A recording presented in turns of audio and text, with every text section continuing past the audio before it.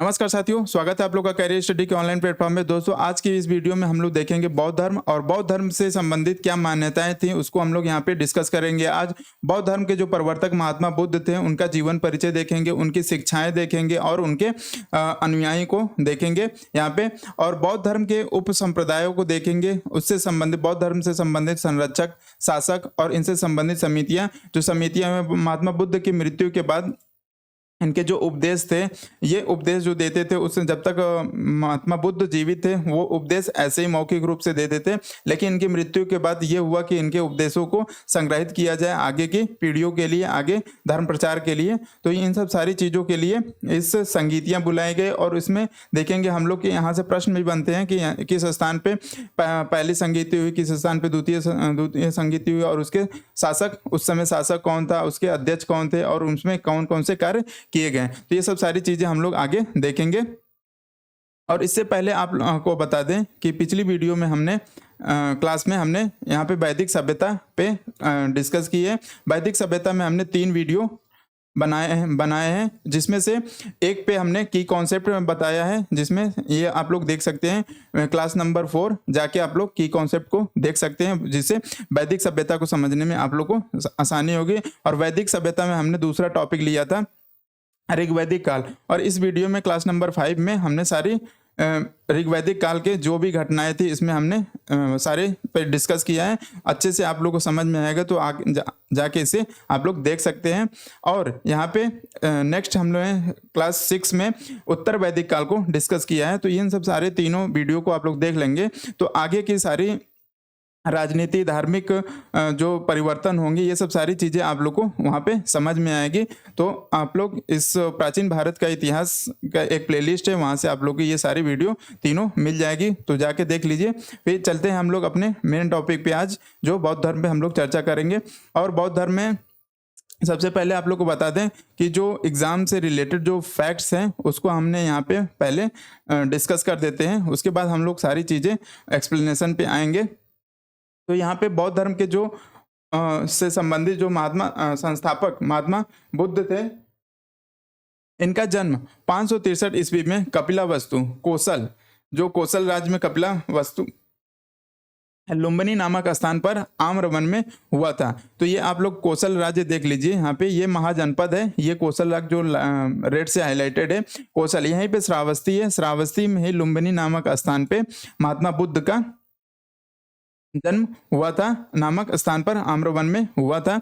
ये यहाँ पे उत्तर प्रदेश के मैप में आप लोग देख सकते हैं, ये श्रावस्ती है जो कि ये देवी पाटन मंडल में आता है। तो यहाँ पे इसको भी आप लोग ध्यान रखिए। अब इसके बाद इधर क्या है, नेपाल है।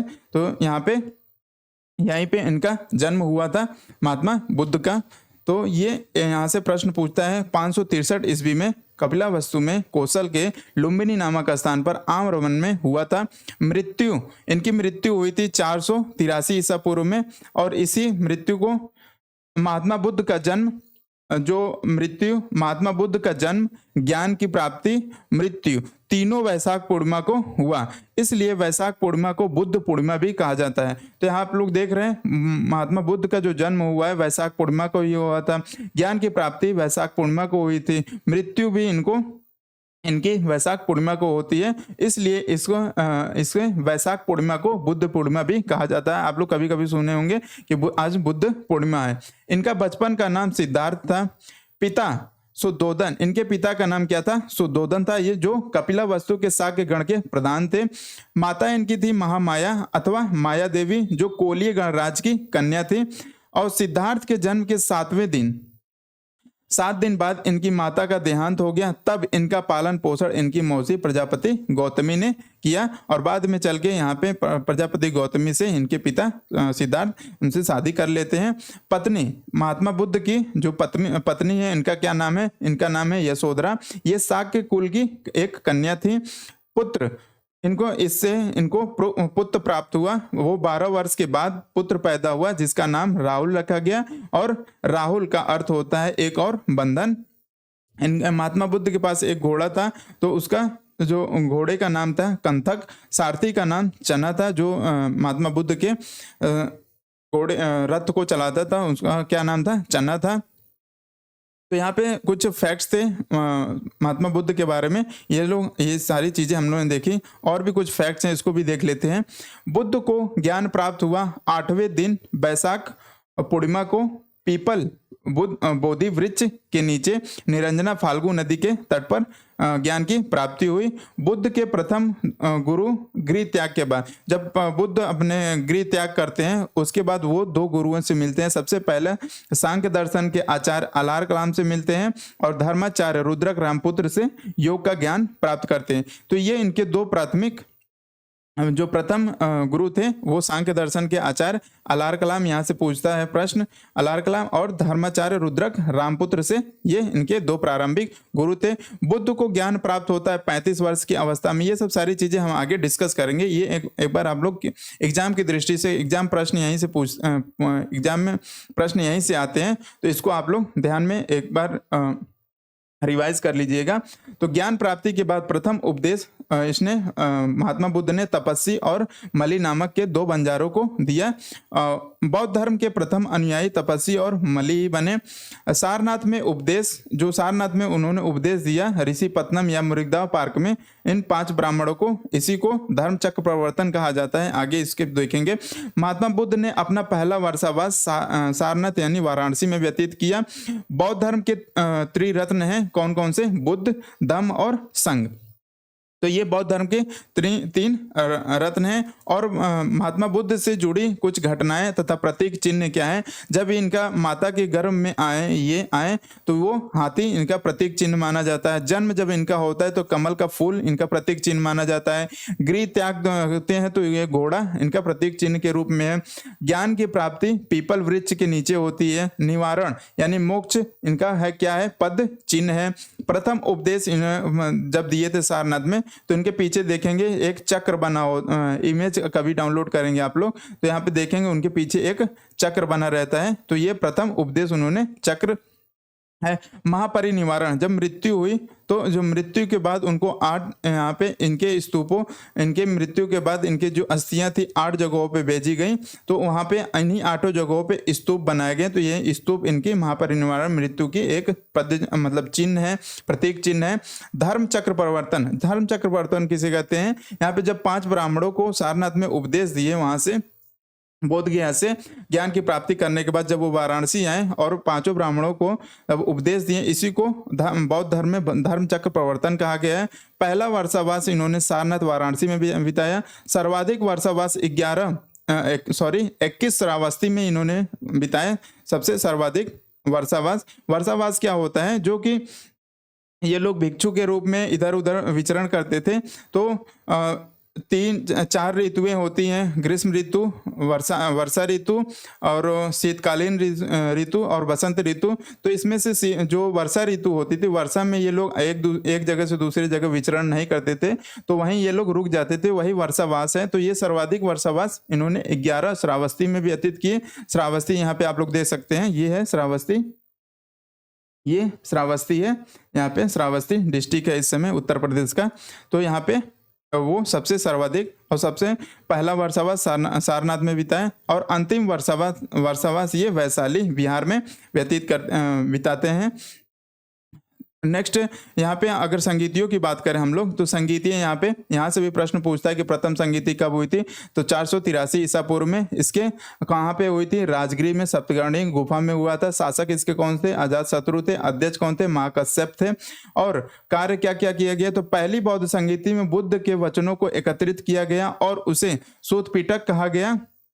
तो जो बौद्ध के वचनों को जो यहाँ पे संग्रहित किया गया, जिसमें तो उसको सूत पिटक कहा गया। इसमें बुद्ध के वचन आ गए थे। तो सूत पिटक में सारे बुद्ध के वचन हैं और भिक्षुओं के लिए एक नियम बनाए गए, उसे विनय पिटक कहा गया। और बौद्ध धर्म में जो भिक्षु थे उनके लिए कुछ नियम बनाया गया, उसमें उसको विनय पिटक कहा गया। अब यहाँ पे द्वितीय बौद्ध संगीति होती है 383 ईसा पूर्व में वैशाली में, और इसके शासक थे कालाशोक और अध्यक्ष थे साब कमीर।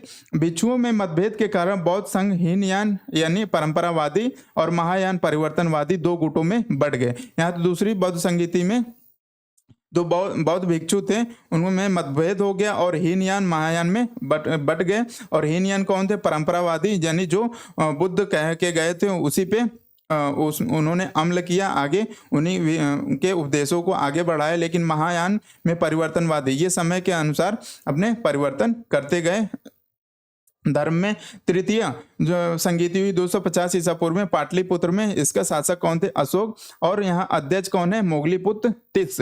तीसरी बौद्ध संगीति में अभिधम्म पिटक, तीसरा पिटक का संकलन किया गया। तो अभिधम्म पिटक यानी तीसरा, इसमें 3 पिटक हम लोग पढ़ेंगे और आगे हम बताएंगे सारी चीजें, अभिधम्म पिटक और पिटक क्या है ये सब है।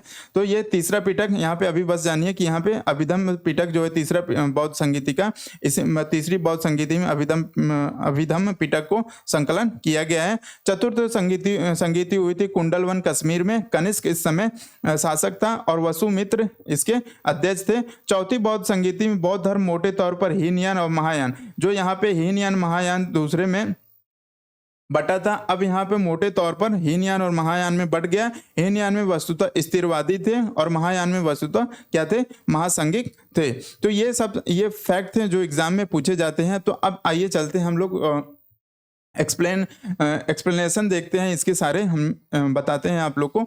तो यहाँ पे बौद्ध धर्म में ईसा की जो छठी शताब्दी में ब्राह्मणीय सामाजिक और धार्मिक दुर्व्यवस्था के खिलाफ मध्य गांगे क्षेत्र में सामाजिक और धार्मिक सुधार आंदोलन हुए। तो यहाँ पे देखो जो ब्राह्मणीय सामाजिक था, जहाँ पे ऋग्वेद आप लोग यहाँ पे देखे होंगे, ये प्राचीन भारत के इतिहास जो हमने डिस्कस किया, ऋग्वैदिक काल और उत्तर वैदिक काल। तो इस समय क्या जो आर्य थे, ब्राह्मणीय जो सामाजिक परंपरा उस समय थी, धार्मिक दुर्व्यवस्था के खिलाफ मध्य गांगे क्षेत्र में जो सामाजिक और धार्मिक सुधार आंदोलन हुए थे, उसके परिणाम स्वरूप 62 धार्मिक संप्रदायों का उदय हुआ और इन धर्मों में जैन धर्म और बौद्ध धर्म काफी लोकप्रिय हुआ। और इनके साथ साथ शैव धर्म, वैष्णव धर्म, ये सब सारे धर्म हुए। अरे तो सबसे जो प्रमुख हुए जैन धर्म और बौद्ध धर्म। तो यहाँ पे अब हम लोग देखेंगे आज की वीडियो में बौद्ध धर्म से रिलेटेड, और नेक्स्ट क्लास में हम लोग देखेंगे जैन धर्म को। तो यहाँ पे अब डिस्कस करते हैं हम लोग बौद्ध धर्म। बौद्ध धर्म के संस्थापक महात्मा बुद्ध थे। महात्मा बुद्ध का मूल नाम सिद्धार्थ था। उन्हें एशिया का प्रकाश, एशिया का, यहाँ से क्वेश्चन पूछता है कि एशिया का प्रकाश किसे कहा जाता है, तो वो महात्मा बुद्ध को कहा जाता है। तो इसको नोट कर लीजिएगा। तो एशिया का प्रकाश महात्मा बुद्ध को कहा जाता है। महात्मा बुद्ध का जन्म 563 ईसा पूर्व में कपिलावस्ती के लुम्बिनी नामक स्थान पर आम्र वन में हुआ था। तो यहाँ पे उस समय भी आप लोगों को दिखाए थे, ये है कोसल में श्रावस्ती पड़ता है, उस समय का महाजनपद था। और यही श्रावस्ती में ही लुम्बिनी है, लुम्बिनी में ही ये उत्तर प्रदेश का ये श्रावस्ती यहाँ पे देख रहे हैं आप लोग, ये श्रावस्ती है, ये श्रावस्ती है। यहाँ पे ये इनका जन्म हुआ था लुम्बिनी नामक स्थान पे। महात्मा बुद्ध के पिता का नाम शुद्धोदन था, जो कि कपिलावस्तु के शाक्य गण के मुखिया थे। यह शाक्य गण कोसल महाजनपद के अधीन आने वाला एक गणराज्य था। तो ये जो शाक्य गण था, यहाँ पे कोसल है जो महाजनपद, इसके ही संबंधित एक गणराज्य था। महात्मा बुद्ध की माता का नाम महामाया, अभी हम लोग वहां पे फैक्ट्स में देखे थे, महामाया था, जिनका संबंध रामग्राम के कोलीय गण से था। बुद्ध के जन्म के 7 दिन बाद महामाया की मृत्यु हो गई। तब इनका पालन पोषण बुद्ध की मौसी प्रजापति गौतमी ने किया था, जिसके साथ शुद्धोदन ने, यानी इनके बुद्ध के पिता ने बाद में शादी कर ली थी। अब यहाँ पे नेक्स्ट अब 16 वर्ष की अवस्था में सिद्धार्थ का विवाह शाक्य कुल की कन्या यशोधरा से हुआ। सिद्धार्थ से यशोधरा को एक पुत्र हुआ जिसका नाम राहुल था। राहुल का अर्थ हमने आपको बताया एक और बंधन होता है। गौतम बुद्ध के जीवन संबंधी 4 दृश्य अत्यंत प्रसिद्ध हैं, जिन्हें देखकर उनके मन में वैराग्य की भावना उठी। महात्मा बुद्ध एक बार एक रथ में सवार होकर अपने साथी चन्ना के साथ शहर भ्रमण को निकले थे। उन्होंने बारी बारी से 4 दृश्य देखा। क्या क्या? एक वृद्ध व्यक्ति, एक रोगी व्यक्ति और एक 100 को ले जाते रोते चिल्लाते एक भीड़ को तथा एक खुशहाल सन्यासी को देखा। सबसे पहला कौन था? वृद्ध व्यक्ति, दूसरा बीमार व्यक्ति, तीसरा मृत व्यक्ति, चौथा सन्यासी जो प्रसन्न मुद्रा में था। अंतिम दृश्य को देखकर महात्मा बुद्ध का मन संन्यास की ओर प्रवृत्त हुआ और वह 29 वर्ष की अवस्था में सांसारिक समस्याओं से व्यथित होकर घर छोड़ दिया। तो ये सब सारी चीजें जब उन्होंने देखी तो इन सब सारी चीजों को देखते हुए उन्होंने 29 वर्ष की अवस्था में सांसारिक समस्याओं से व्यथित होकर घर को छोड़ देते हैं।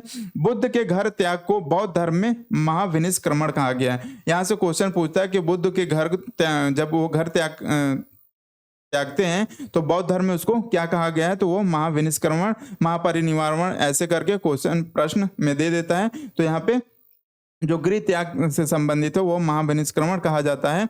और गृह त्याग के बाद बुद्ध ने अपने सारथी चलना और छलना घोड़े कंथक को अनोमा नदी के किनारे त्याग दिए। तो जो इनके साथ जो सारथी था वो बुद्ध के साथ निकले और इनको ये जब नदी पड़ी वहां पे तो नदी के पास ही सारथी अपने चलना या छलना कहा जाता है और घोड़े कंथक को वहां पे छोड़ दिया, त्याग कर वो आगे बढ़ गए। यहाँ पे बुद्ध ने जब वो घर से निकले तो बुद्ध ने सर्वप्रथम 7 दिन वो अनूपीय नामक उद्यान में बिताए।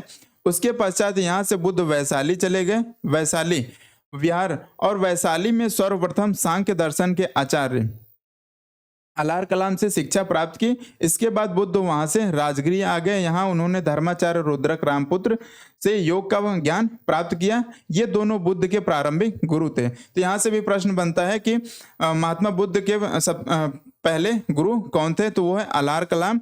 और तो ये दोनों क्या थे, महात्मा बुद्ध के प्रारंभिक गुरु थे, अलार कलाम और धर्माचार्य रुद्रक रामपुत्र।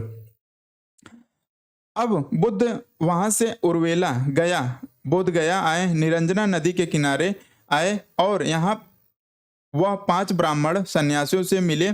आंज कौन, वो 5 ब्राह्मण कौन थे? आंज, अश्विन जिन्हें अश्वजीत कहा जाता है, वप, महानाम और भद्दपी। और यह 6 वर्ष तक अथक परिश्रम एवं घोर तपस्या की।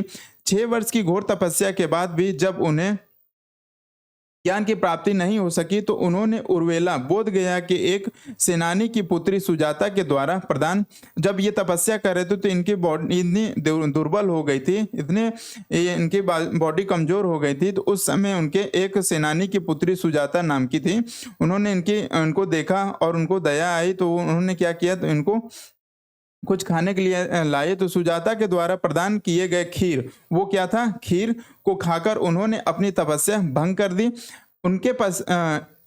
उनके इस कृत्य से नाराज होकर जो 5 ब्राह्मण भिक्षु उनका साथ छोड़कर सारनाथ चले गए। तो यहाँ पे जो बुद्ध ने खीर खा लिया तो ये सब देख के 5 ब्राह्मण जो उनके साथ तपस्या कर रहे थे वो इस कृत्य को देख के कि तपस्या अपने भंग कर ली, अब उनको साथ छोड़ के वो 5 ब्राह्मण कहाँ चले जाते हैं, सारनाथ चले गए।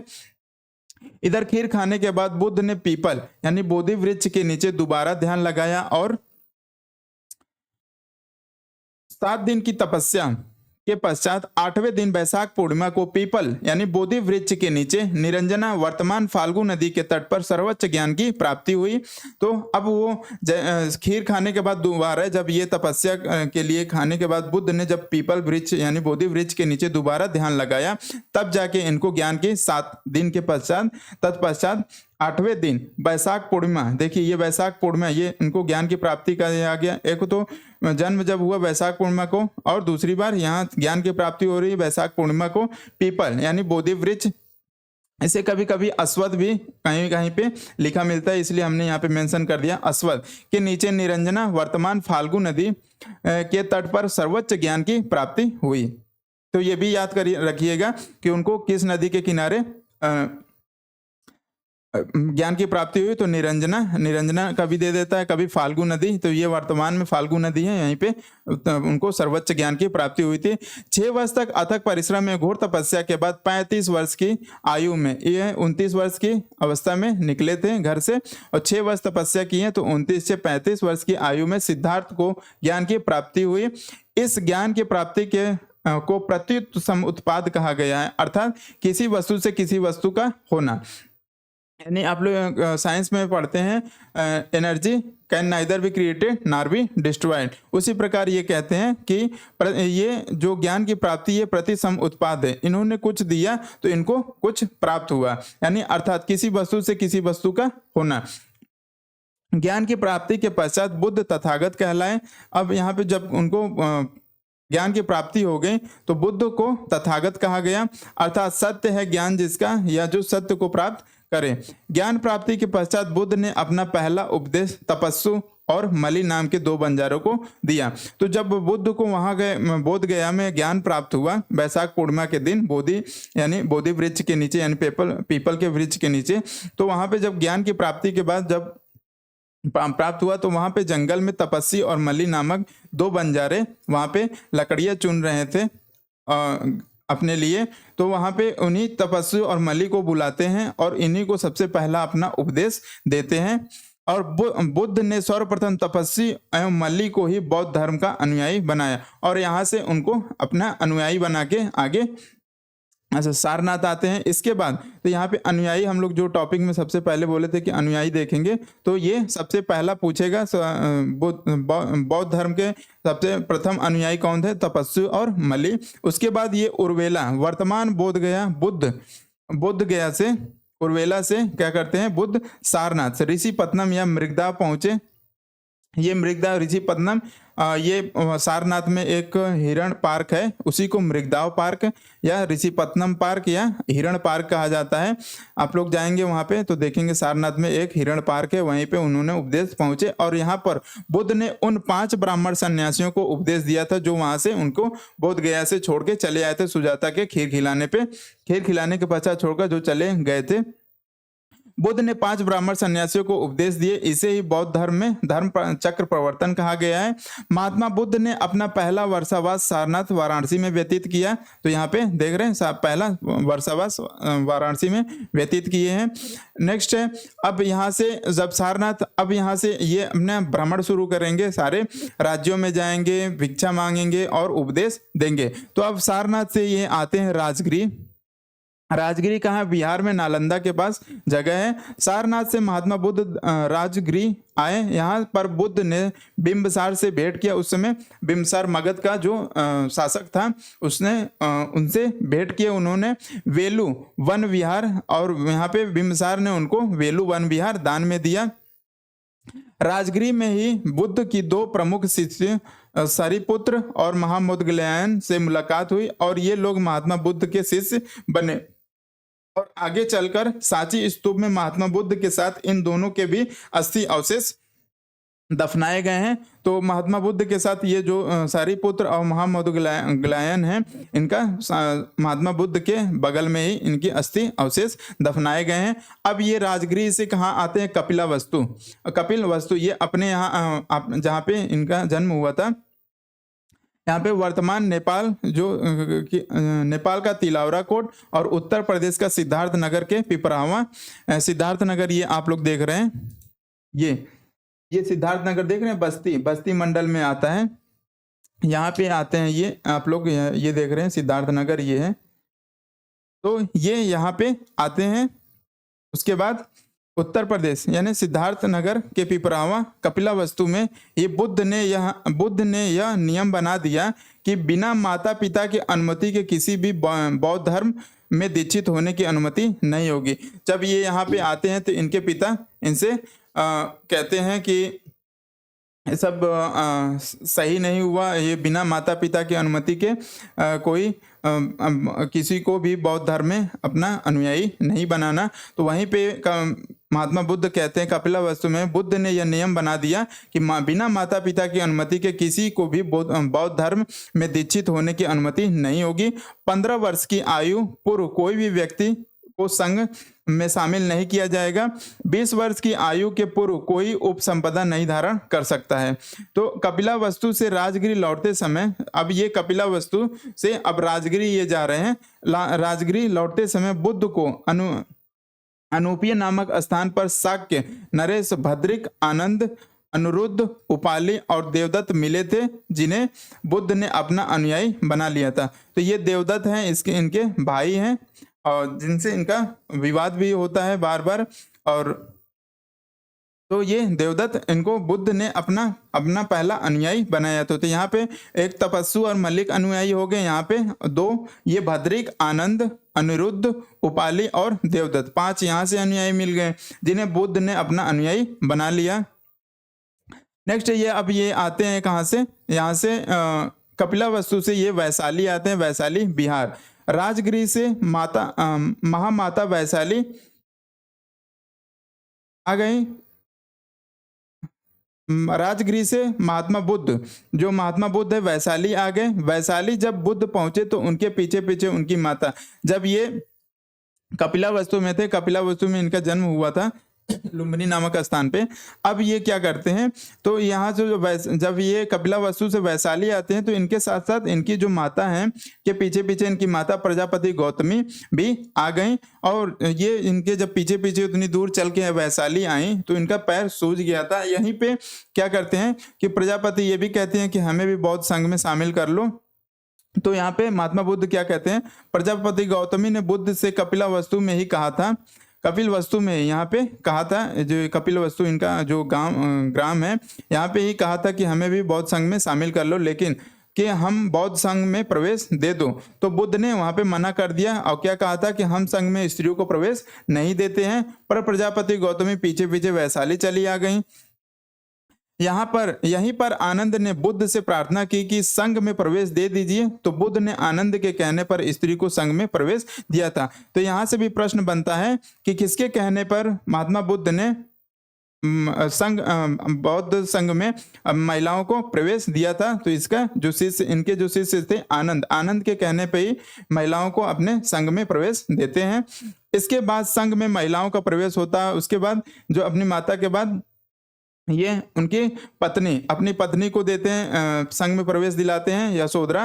इनका अन्य नाम है बिंबा, गोपा और भद्रकचना। ये यहाँ से भी प्रश्न पूछता है कि यशोधरा का अन्य क्या नाम था, तो बिंबा, गोपा और भद्रकचना था। प्रजापति गौतमी की पुत्री नंदा, यानी इनकी बहन, महात्मा बुद्ध की बहन, यानी प्रजापति गौतमी जो इनकी माता है, इनकी पुत्री नंदा को ये देते हैं। वैशाली की एक वैश्या थी आम्रपाली, जिसको नगर वधु कहा जाता है, इसे स्त्री धर्म रत्न कहा गया है। तो ये आम्रपाली को देते हैं प्रवेश। नेक्स्ट यहाँ पे अब ये आते हैं वैशाली से श्रावस्ती। श्रावस्ती जो है उत्तर प्रदेश में है। यहाँ पे आप लोग को हमने मैप में दिखाया था श्रावस्ती। ये श्रावस्ती देख रहे हैं, ये जो हाईलाइटेड है देवी पाटन मंडल का भाग है, उत्तर प्रदेश का एक डिस्ट्रिक्ट है। तो ये आते हैं श्रावस्ती। श्रावस्ती में बुद्ध ने अपना सर्वाधिक प्रचार कौशल राज्य में किया। कौशल राज्य आप लोग को दिखाए थे, ये है कौशल राज्य, ये आप लोग देख रहे हैं। ये उस समय के महाजनपदों में कौशल राज्य एक प्रमुख महाजनपद था। तो यहाँ पे ये आते हैं। उसके बाद यहाँ के राजा प्रसन्नजित बुद्ध के समान आयु का था, जो 80 वर्ष के। तो जो प्रसन्नजित था यहाँ का जो राजा था, वह बुद्ध के समान आयु का था। बुद्ध ने कौशल राज्य की राजधानी श्रावस्ती में सर्वाधिक 21 वर्ष बिताए थे।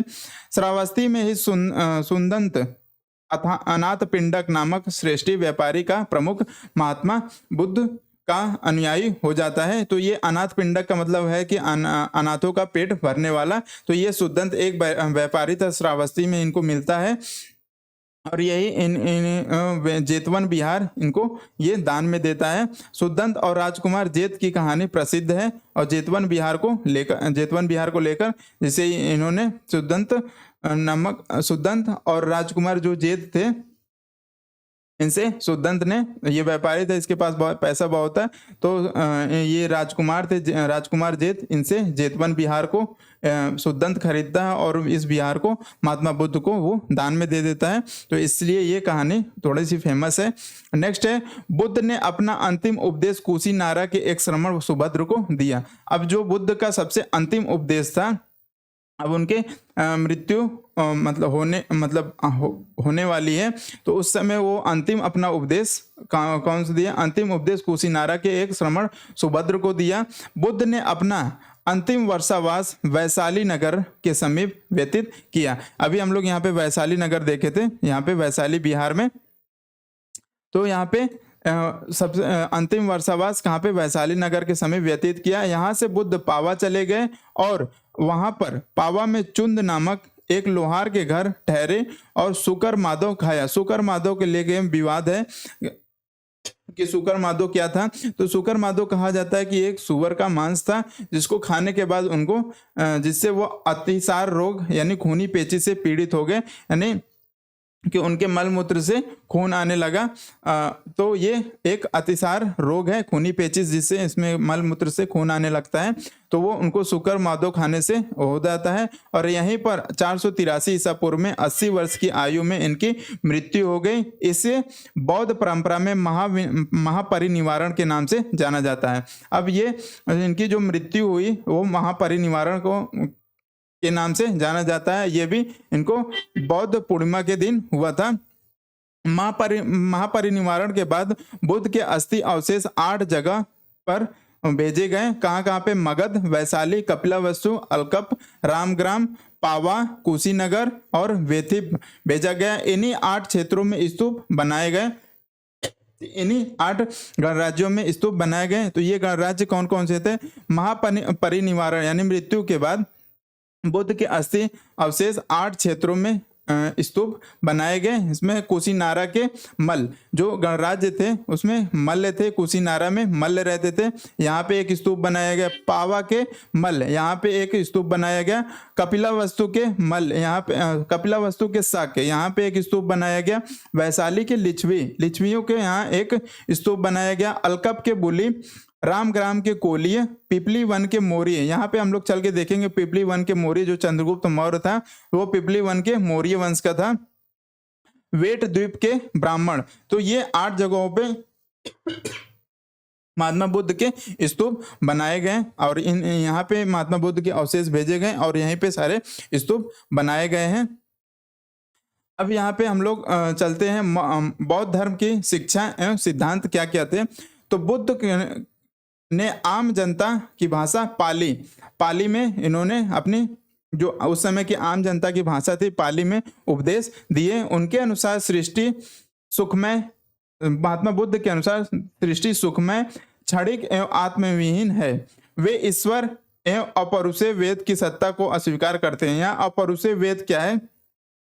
तो जब आप लोग वेद को क्लास देखे होंगे तो उसमें बताए थे कि जो शुरू के 3 वेद है, ऋग्वेद, यजुर्वेद और सामवेद, ये तीनों वेद क्या है? ये अपरुष है, यानी किसी पुरुष के द्वारा नहीं लिखे गए। ये ईश्वर यानी देव वाणी है। और जो लास्ट का अथर्व वेद है ये अथर्व ऋषि के द्वारा लिखा गया है। तो ये जो अपरुष वेद है इसको वो सत्ता को स्वीकार नहीं करते हैं, अस्वीकार, ये यहाँ पे अस्वीकार करते हैं। बुद्ध ने जन्म आधारित वर्ण व्यवस्था को अस्वीकार किया है। तो जो वर्ण व्यवस्था है जन्म आधारित बन गया था उत्तर वैदिक काल आते आते। जो ऋग्वैदिक काल में कर्म पे आधारित था वर्ण व्यवस्था, उत्तर वैदिक काल आते आते वर्ण व्यवस्था किस पे हो गई थी? आधारित, जन्म पे आधारित हो गई थी। इसको महात्मा बुद्ध नहीं मानते थे और इसी सब सारी चीजों को देखकर महात्मा बुद्ध ने एक दूसरे नए धर्म का बनाया, बौद्ध धर्म। और बुद्ध ने प्रति समय उत्पाद को संपूर्ण जगत पर लागू किया। प्रति समय उत्पाद का मतलब आप लोग को बताए थे कि किसी वस्तु से किसी वस्तु का होना, यानी महात्मा बुद्ध के अनुसार एक वस्तु के विनाश, जब एक वस्तु का विनाश होता है के पश्चात दूसरे की उत्पत्ति होती है। प्रत्येक घटना के पीछे कार्य कारण का संबंध है। कार्य कारण का यही सिद्धांत प्रत्युत समय उत्पाद के नाम से जाना जाता है। बौद्ध ने निवारण प्राप्त करने का बुद्ध ने जो है निवारण प्राप्त करने को कहा, अर्थात इच्छाओं और तृष्णाओं से छुटकारा, जिसे जन्म मरण के बंधन से मुक्ति मिले। और निवारण का अर्थ होता है दीपक का बुझ जाना, अर्थात जीवन मरण के चक्र से मुक्ति हो जाना। बुद्ध ने मध्यम मार्ग, मध्यमा प्रतिपदा का उपदेश दिया। तो ये महात्मा बुद्ध की शिक्षाएं और सिद्धांत हैं। बौद्ध धर्म के त्रिरत्न आप लोग को वहां पे बताए थे। तो प्रश्न यहाँ पे पूछता है कि बौद्ध धर्म के तीन रत्न कौन से हैं? तो बुद्ध है, धम्म है और संघ। बौद्ध धर्म के 4 आर्य सत्य क्या है? दुख समुदाय, दुख निरोध और दुख निरोध गामिनी प्रतिपदा। तो ये बौद्ध धर्म के 4 आर्य सत्य हैं। इसको यहाँ पे प्रश्न कैसे बनेगा? ये चारों को दे देगा और यहाँ पे बोलेगा कि A, B, C ये चारों बौद्ध धर्म के 4 आर्य सत्य हैं। कौन कौन से? तो ABC एक में दे देगा A, बी, सी, डी और ई भी, यहाँ एक और ऑप्शन दिया रहेगा, उसमें चार पांचों दे देगा, एक में दे देगा ए, बी, सी, डी। तो इस प्रकार से प्रश्न बनने लगे हैं, तो इसको ध्यान में रखिएगा। चार आर्य सत्य क्या है? दुख, दुख समुदाय, दुख निरोध, दुख निरोध गामिनी। अष्टांगिक मार्ग में जो बौद्ध धर्म का अष्टांगिक मार्ग है, सम्यक दृष्टि, सम्यक दृष्टि का वस्तु वास्तविक रूप को की समझ, सम्यक संकल्प, लोभ, द्वेष व हिंसा से मुक्त विचार, सम्यक वाक, अप्रिय वचनों का त्याग, सम्यक कर्मांत, सत्य कर्मों का अनुसरण, सम्यक आजीव, सदाचार युक्त आजीविका, सम्यक व्यायाम, मानसिक शारीरिक स्वास्थ्य, सम्यक स्मृति, सात्विक भाव और सम्यक समाधि एकाग्रता। तो ये बौद्ध धर्म के अष्टांगिक मार्ग हैं। अब यहाँ पे हम लोग संगीतियाँ देखते हैं। संगीतियाँ हम लोगों ने देख ली थी वहाँ पे। अब यहाँ पे बौद्ध साहित्य पे हम लोग डिस्कस करते हैं। तो बौद्ध साहित्य क्या है? तो महात्मा बुद्ध के परिनिर्वाण के उपरांत, जो उनकी मृत्यु के उपरांत विभिन्न बौद्ध संगीतियों में संकलित किए गए त्रिपिटक संभवतः सर्वाधिक प्राचीन धर्म ग्रंथ हैं। ये त्रिपिटक सूत पिटक, विनय पिटक और अभिधम पिटक हैं। तो ये त्रिपिटक कौन कौन से हैं? पहला सूत पिटक, दूसरा विनय पिटक और तीसरा अभिधम पिटक के नाम से जाने जाते हैं। तो सूत पिटक क्या है यहाँ पे देखते हैं। तो सूत का शाब्दिक अर्थ होता है धर्म उपदेश।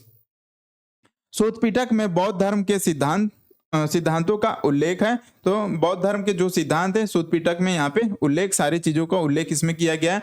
यह पिटक 5 निकायों में विभाजित है। तो इस पिटक के 5 निकाय यानी पार्ट्स हैं, और इसमें पहले में दीर्घ निकाय, दूसरा मध्यम निकाय है, तीसरा संयुक्त निकाय है, चौथा अंगुत्तर निकाय है, पांचवा खुद्दक निकाय है। तो ये सूत पिटक के 5 निकाय हैं। आगे विनय पिटक। विनय पिटक क्या है? इसमें बौद्ध मठों में रहने वाले भिक्षु भिक्षुणियों के अनुशासन संबंधी नियम दिए गए हैं। बौद्ध धर्म की कार्यप्रणाली की व्यवस्था भी इसी धर्म ग्रंथ में उल्लेखित है। यह सुत विभंग, खंदक तथा परिवार में विभक्त है। इसकी रचना उपाली ने की थी। अभिधम पिटक क्या है? इसमें महात्मा बुद्ध के उपदेशों एवं सिद्धांतों तथा बौद्ध मतों का दार्शनिक व्याख्या की गई है। तो जो इसमें अभिधम पिटक में जो महात्मा बुद्ध के उपदेश हैं, सिद्धांत हैं, बौद्ध मतों का दार्शनिक व्याख्या, इसमें व्याख्या की गई है, एक्सप्लेनेशन किया गया है। एक मान्यता के अनुसार इस पिटक का संकलन अशोक के समय में संपन्न तृतीय बौद्ध संगीति में मोगली पित्तिस ने किया था। यहाँ पे जो बौद्ध संगीति में हम लोग देखे थे, जो काल यहाँ पे अशोक है, अशोक के शासन काल में यहाँ पे मोगली पुत्र तिस ने तीसरी बौद्ध संगीति में अभिधम्म पिटक, तीसरा पिटक का संकलन किया गया। तो यहीं पे ये अभिधम्म पिटक यही है जिसका तीसरी संगीति में संकलन किया जाता है। नेक्स्ट है त्रिपिटक में के अतिरिक्त कुछ अन्य बौद्ध ग्रंथ पाली भाषा में लिखे गए हैं। ये हैं मलिंद पनोह, दीपवंश, महावंश, जातक कथाएं और महावस्तु। ये है अन्य बौद्ध ग्रंथ हैं। और यहाँ पे बुद्ध की प्रमुख मुद्राएं यानी कि यहाँ महात्मा बुद्ध किस अवस्था में बैठ के कैसे उनका हाथ पैर रहता था वो उपदेश देते थे। तो ये धर्म चक्र मुद्रा है। जब बुद्ध की यह मुद्रा उनके जीवन काल के उन महत्वपूर्ण क्षणों के ऊपर केंद्रित है जब से प्रबोधन के पश्चात सारनाथ के कुरंग उपवन में पहली बार धर्म उपदेश दे रहे हैं। यानी धर्म चक्र मुद्रा का क्या मतलब कि जितने भी उन्होंने संघर्ष किया, 6 सालों तक तपस्या की, उनसे सारी चीजों का ये प्रतीक है। जब से वो प्रबोधन के पश्चात जब उनको ज्ञान प्राप्त हुआ कि सारनाथ के कुरंग उपवन में जब वो आते हैं यहाँ पे मृगदा में उपवन में, यहाँ पे पहली बार उन्होंने धर्म उपदेश दिया, उसी को क्या कहते हैं? धर्मचक्र मुद्रा।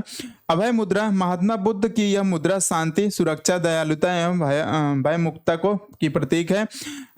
भूमि स्पर्श मुद्रा, जब वो बैठते थे, बैठ के जब अपने हाथों से भूमि को स्पर्श करते थे, 2 उंगलियों का इंडेक्स फिंगर और थंब से को सिर एक सर्कल बना के अपने उससे नीचे 3 उंगलियों से जब वो भूमि को स्पर्श करते थे। तो बुद्ध की यह भाव भंगिमा बोध गया में उनके ज्ञान प्राप्ति प्रबोधन को संकेत करता है। ज्ञान मुद्रा बुद्ध के अंगूठे के स्पर्श से चक्र के निर्माण और हथेली से सीने के स्पर्श ज्ञान मुद्रा की प्रदर्शित करता है। वरद मुद्रा, यह मुद्रा ऊर्जा की प्राप्ति के लिए पूर्णतः समर्पित होने का गुण सिखाती है। तो ये महात्मा बुद्ध की मुद्राएं थी। महात्मा बुद्ध के स्तूप हम लोगों ने देख लिया कि कहाँ कहाँ उनके स्तूप बने हुए हैं। तो कुशीनगर में, पावा में, कपिलावस्तु में, वैशाली में, अलकप में, रामग्राम में, पिपली वन में और वेट द्वीप में। तो बुद्ध से सारी चीजें हम लोगों ने यहाँ पे डिस्कस कर ली। सब कहाँ कहाँ पे वो गए, कहाँ कहाँ पे वर्षावास बिताए और उनकी तपस्या कहाँ पे हुई और उनको ज्ञान प्राप्त कहाँ हुआ, वैशाख पूर्णिमा को पीपल बोधि वृक्ष के नीचे। तो ये सब सारी चीज़ें हम लोगों ने बौद्ध धर्म से रिलेटेड एक एक फैक्ट्स को हम लोगों ने देख लिया, जो कि एग्जाम की दृष्टि से इम्पोर्टेंट होता है। तो चलिए अब इसी के साथ अपनी वीडियो को समाप्त करते हैं और नेक्स्ट वीडियो में हम लोग मिलेंगे, नेक्स्ट क्लास में मिलेंगे जैन धर्म पे, और हम लोग वहाँ पे डिस्कस करेंगे जैन धर्म को और सारी चीज़ें हम लोग जैन धर्म पे देखेंगे। और इसके बाद हम लोग इस पूरे जहाँ से मानव की उत्पत्ति से लेके हमने सारे डिस्कस किए, मानव की उत्पत्ति, पाषाण काल, उसमें सिंधु घाटी सभ्यता और वैदिक सभ्यता में ऋग्वेद, उत्तर वैदिक काल, और अब यहाँ पे बौद्ध धर्म और जैन धर्म, इन 6-7 जो 8 टॉपिक हैं, इनको कंप्लीट करने के बाद इससे संबंधित हम लोग PYQ देखेंगे और PYQ से समझेंगे कि यहाँ से कितने प्रश्न बनते हैं। तो चलिए इसी के साथ वीडियो को समाप्त करते हैं, मिलते हैं नेक्स्ट क्लास में। धन्यवाद।